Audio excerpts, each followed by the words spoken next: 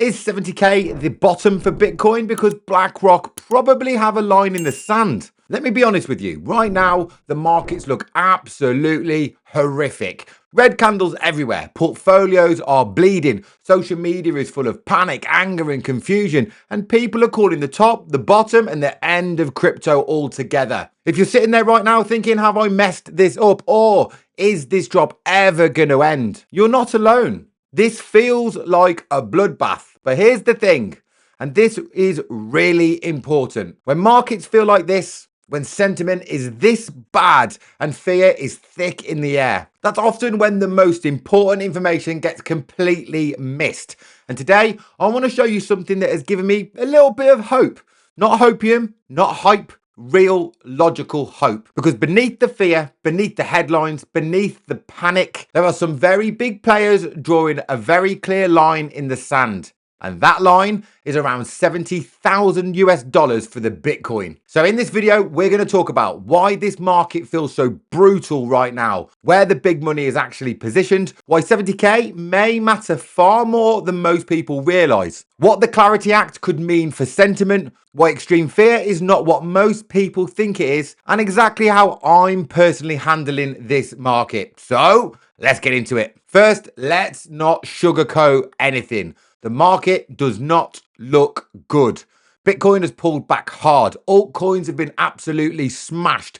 People who bought near the highs are massively underwater. And the mood across crypto right now is dark. Everywhere you look, they're saying the cycle is over. This is the start of a crypto winter. Institutions are dumping, and they're saying retail has been used as exit liquidity already. And when you're sitting in that environment, especially if you're newer, it's incredibly easy to start questioning everything. You start doubting your convictions, you start doubting your projects, and you start doubting yourself. And here's the brutal truth. Most people don't lose money in crypto because they buy bad projects.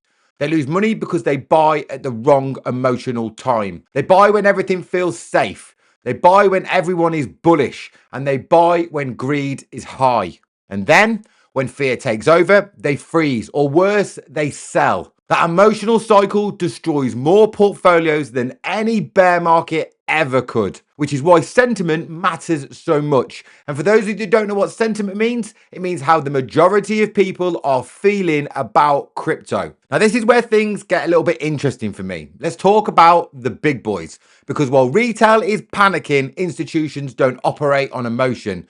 They operate on numbers, on averages, and on risk thresholds. Michael Saylor's MicroStrategy now holds over 700,000 Bitcoin. The average purchase price is roughly $76,000 per Bitcoin. That means something very simple but very important. If Bitcoin trades meaningfully below that level, MicroStrategy is underwater. And Michael Saylor doesn't play games. This is a company that has issued debt to buy Bitcoin, doubled down during drawdowns, and publicly declared Bitcoin as their long-term treasury strategy. These are not weak hands. The IBIT ETF, which is BlackRock's spot Bitcoin ETF, has now seen average investors push back into the red due to the recent sell-off. In simple terms, BlackRock's average exposure is also sitting around the mid-70s range. So now pause for a second and really think about this. We have MicroStrategy underwater below $76,000. We've got BlackRock ETF investors underwater between $70,000 and $75,000. Massive institutional exposure clustered around the same zone. That creates something incredibly important. This area at roughly 70k for Bitcoin becomes a line in the sand. Not because it's magical, not because of Fibonacci levels, not because of hopium, but because billions of dollars are sitting there. Institutions will defend zones where they are exposed. They always have and they always will. That doesn't mean we can't wick below. That doesn't mean we won't see volatility. But it means something very important.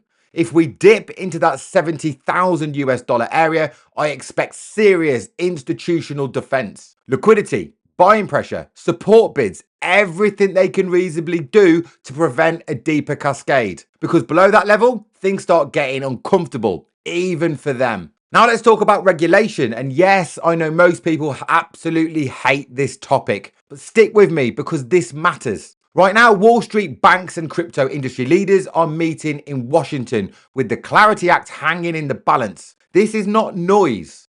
This is TradFi and crypto in the same room trying to agree on market structure, oversight, stablecoins, yield and jurisdiction. One of the biggest sticking points right now is the stablecoin yield. Banks don't want capital leaking. Crypto wants innovation and regulators want control. And this is a big if, a path forward can be agreed. If they can advance this legislation to the next stage, this could be the sentiment catalyst that this market desperately needs. No price pumping news, not hype, but certainty.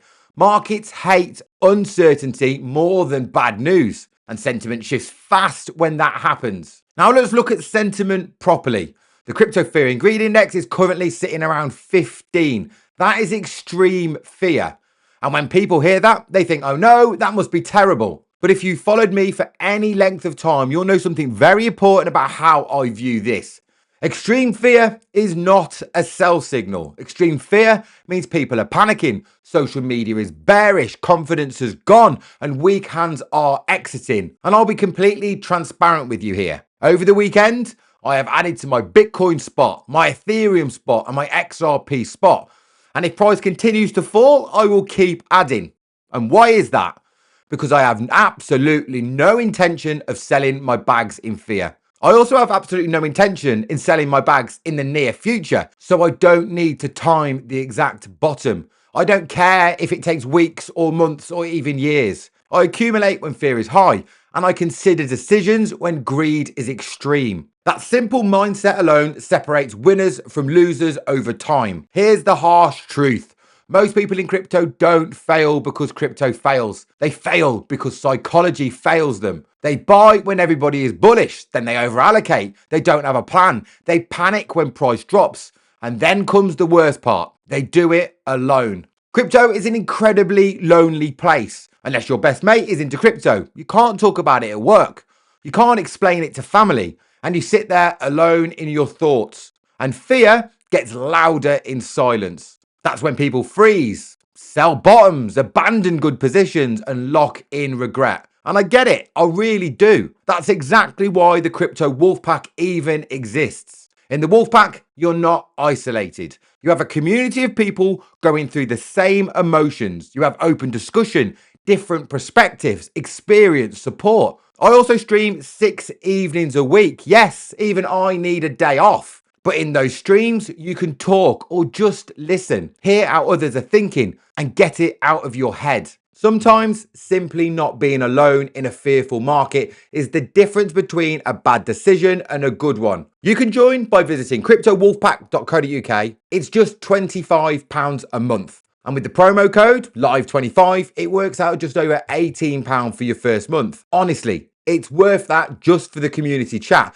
before you even factor in the education, the streams, the signals. There's a link in the description, and don't forget the promo code LIVE25, all capitals, no space. This market looks ugly. I won't deny that. But when institutions are clustered around 70k, regulation is being negotiated, not ignored, and fear is extreme, weak hands are exiting. This is not a time I panic. This is a time I stay calm, stick to my plan, and accumulate patiently. Fear doesn't last forever, and neither does opportunity. Stay safe out there, and I'll see you on the next one. And remember this, the strength of the wolf, especially in these fear moments, is in the pack.